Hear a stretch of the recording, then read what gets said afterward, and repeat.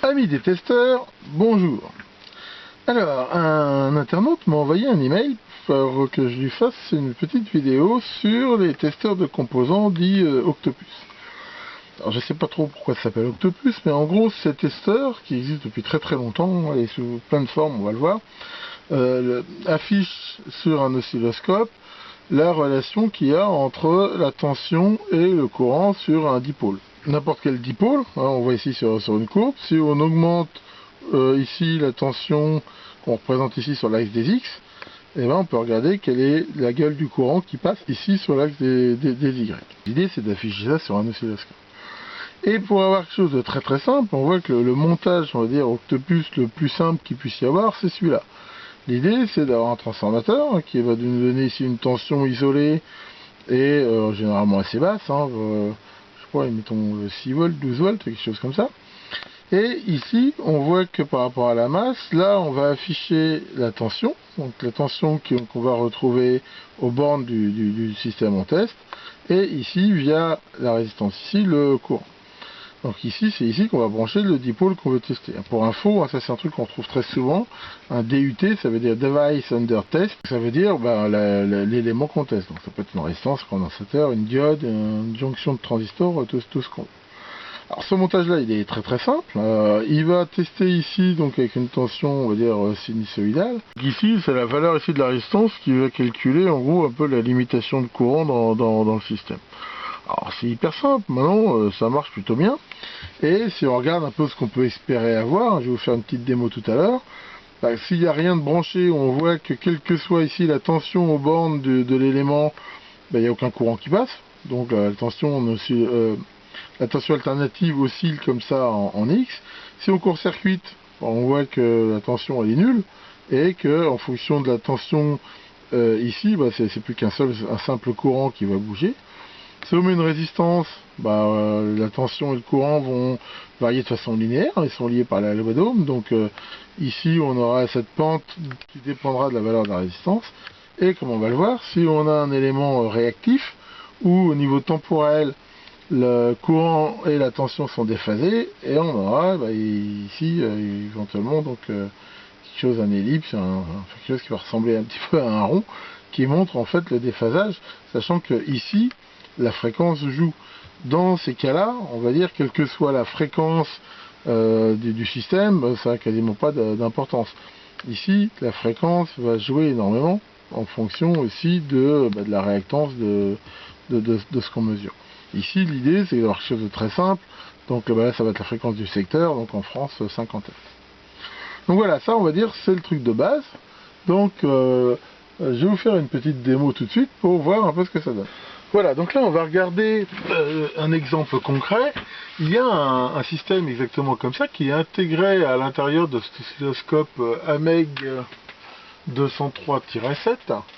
Et ça va vous permettre de regarder un petit peu concrètement. Donc là, quand il n'y a rien de branché, on voit que la tension aux bornes varie comme ça, on va dire entre un minimum négatif et un maximum positif, et il n'y a aucun courant qui passe. Si on court-circuite les deux broches, là on a une ligne verticale dans le sens où, quelle que soit la tension, elle ne varie pas, par contre le courant, lui, varie exactement avec la tension.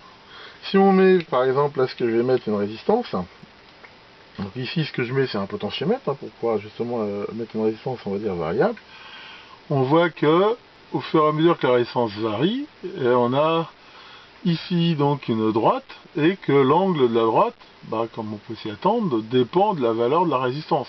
Là elle est à 0, si elle était infinie, on a vu tout à l'heure, elle serait complètement plate, et donc ça va varier entre ces deux valeurs. En même temps, une résistance asymétrique, c'est-à-dire que selon la polarité qui passe aux bornes, on voit que ça change rien. Si maintenant on met par exemple ici un transistor, donc là je mets une borne sur la base, c'est un 2N2222 pour info, et sur le collecteur, on va avoir quelque chose qui va ressembler exactement à ça. En fait c'est exactement ce qu'on verra aussi avec une diode, c'est que ici, dans un sens il est bloqué, et dans l'autre il passe, et on voit que le coude ici est assez règle. Si on le met sur l'émetteur, voilà, Là, on voit qu'on a toujours ce système de diodes, et ici que ça baisse. C'est exactement ce qu'on aurait ici, éventuellement, avec une diode Zener. Il faut savoir que sur un transistor, souvent, la jonction base-émetteur, elle ne supporte pas une très très grande tension en inverse. Donc ici, ben, on le voit bien, et derrière, dès qu'on va dépasser la tension max, eh ben, elle rentre ce qu'on appelle en régime d'avalanche, et elle devient très très raide comme ça. Il faut faire attention, il y a des transistors que ça peut détruire, mais ici, le courant est limité. Au passage, on voit que c'est une façon très simple, en faisant ça, de regarder, de repérer sur un transistor qu'on ne connaît pas, on repère facilement la base, et pour distinguer l'émetteur du collecteur, souvent, c'est une des techniques, hein, c'est de mesurer la tension inverse, hein, en la limitant, sachant que, comme je vous le montre là, elle est beaucoup plus basse sur l'émetteur. Alors, qu'est-ce qui se passe si on met ici des éléments dits réactifs? Ici, on est dans des éléments où le courant, il suit exactement la tension, mais dès qu'on va mettre, et on va le voir ici avec un condensateur, un élément comme ça, ben là on voit que la courbe se dédouble quelque part, et c'est normal, hein, parce qu'il ne faut pas oublier que dans un élément réactif, hein, comme un condensateur ou une self, eh ben, le courant et la tension sont déphasés. Donc en fait, quand là la tension augmente, ben, le courant il va varier, mais avec en gros un temps de retard. Hein. C'est pour ça que ça fait un rond en fait. Hein. Et les valeurs de ce rond, c'est-à-dire la hauteur et la largeur, enfin c'est un rond, c'est plutôt une ellipse, ben, vont dépendre de la capacité. Si je mets une capacité très forte, là on va mettre un 220 micros, on voit que ici ben, on est quasiment au court-circuit pour le système, on voit que c'est un tout petit peu dédoublé mais pas beaucoup. Si par contre on met un condensateur assez faible, un 47 nano, on voit quasiment plus la différence. Si je mettais un condensateur de 100 picots, je ne le verrais pas, c'est normal, parce que là la fréquence est assez basse, ce qui fait que le condensateur, on va dire, il se charge quasiment tout de suite, instantanément, et qu'on n'a pas le temps de voir se déphaser. Donc ça montre aussi que sur ces systèmes de mesure, bah, selon un peu ce qu'on veut mesurer, surtout si on veut faire donc de la mesure dynamique d'éléments réactifs, bah, la fréquence joue beaucoup.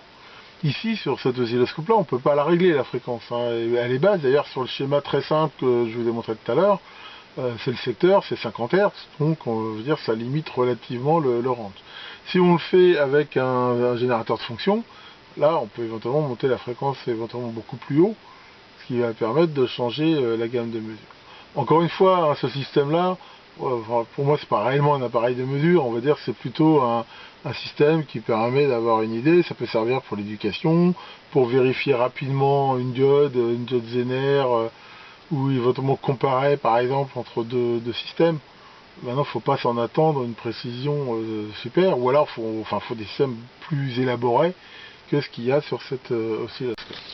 Alors, comme on l'a vu, ce système, il est pas mal, mais d'abord il limite en fréquence, ce qui fait que si on veut regarder, par exemple, comme je vous l'ai montré, un petit condensateur, on va quasiment rien voir. Et en même temps, bah, il permet donc pas d'ajuster la fréquence, il permet pas aussi d'ajuster, on va dire, éventuellement la gamme. On pourrait dire, tiens, moi, imaginons que je mesure quelque chose qui ne supporte pas une tension négative, on pourrait la faire varier que entre 0 et 10 volts, par exemple.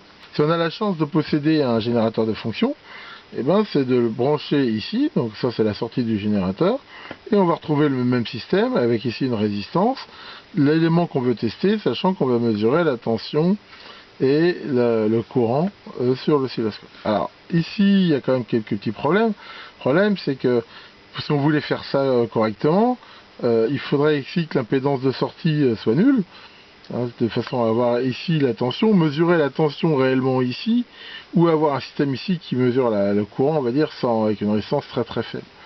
Alors ça c'est pas tellement possible. Maintenant, selon ce qu'on veut faire, c'est plus ou moins gênant. Il y a des solutions. Les solutions, par exemple, c'est d'utiliser un oscilloscope avec des entrées différentielles, comme en Antec, par exemple, où là, on peut très bien mettre une des sondes ici et une des sondes ici, ce qui fait que là, on aurait réellement la tension aux bornes et le courant aux bornes. On peut, comme le met VAView là sur sa vidéo, si l'oscillo le permet, avoir une fonction mat où on enlèverait de la tension qui est ici, celle qui est là, de façon à la recalculer. Enfin bon, il y a plusieurs astuces. Maintenant, très souvent, encore une fois, le but c'est pas de faire des mesures super précises, ça va le faire comme ça. Donc ici, on peut éventuellement essayer aussi différentes formes d'ondes. L'avantage ici, c'est qu'on peut avoir par exemple quelque chose de triangulaire, qui fait vraiment quelque chose, on va dire, de linéaire ici. Et surtout, on va pouvoir essayer différentes valeurs de résistance. C'est vrai que dans l'idée, si je veux quelque chose d'assez simple, ici il me faut une résistance très faible, ce qui fait que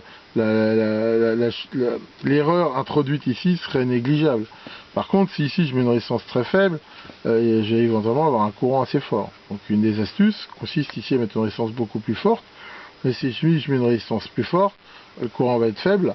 L'erreur aussi va être négligeable par rapport à cette résistance-là, qui va devenir très petite par rapport à celle-là, et on aura d'autres mesures. Enfin bon, après c'est comme dans tout, tout dépend de ce qu'on veut mesurer, de ce qu'on veut faire, mais ici, là, je vais vous montrer, j'ai fait une mesure en mettant ici un signal à plusieurs mégahertz, un condensateur ici de 56 picofarads, ici une résistance, je crois, qui était de l'ordre de 50 et quelques kiloohms, et là on voit que on voit c'est très bien.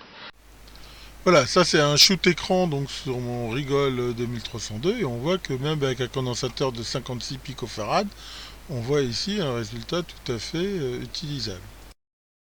Et pour info, le même signal, là je l'ai mis donc en mode traditionnel d'un oscilloscope et on voit ici très bien les deux signaux et le déphasage du signal bleu qui est le courant par rapport à la tension donc qui est le signal jaune.